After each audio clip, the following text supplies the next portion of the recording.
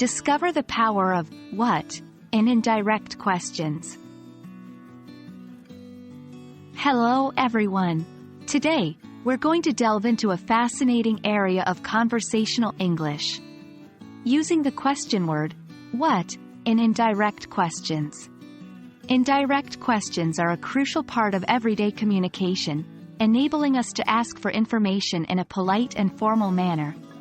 So buckle up, because this video will help you take your English skills to the next level.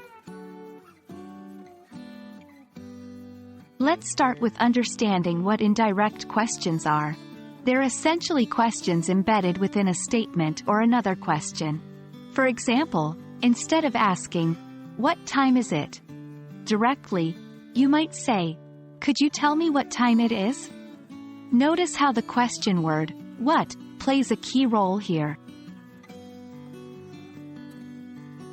In indirect questions, the question word, what, is used to inquire about an object, a definition, or an explanation.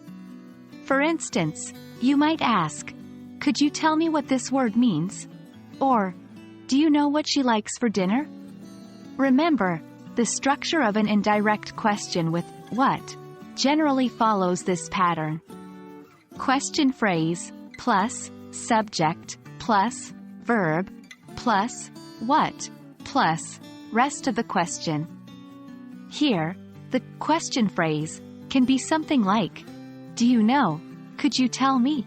or "I wonder." When forming indirect questions, a common mistake is to keep the direct question word order. For instance, saying, "Do you know what means this word?" instead of, "Do you know what this word means?" Always remember that in indirect questions, the subject comes before the verb. Another common mistake is using question inflection at the end of an indirect question. Unlike direct questions, indirect questions should not end with a rising intonation. They should sound like statements, not questions.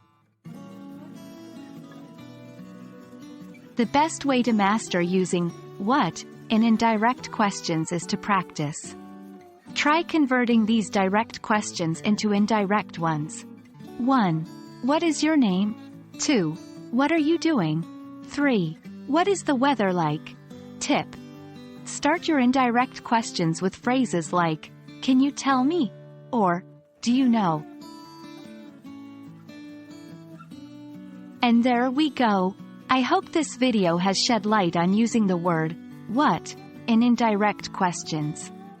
With practice, you'll soon be able to form these questions effortlessly, enhancing your English conversational skills.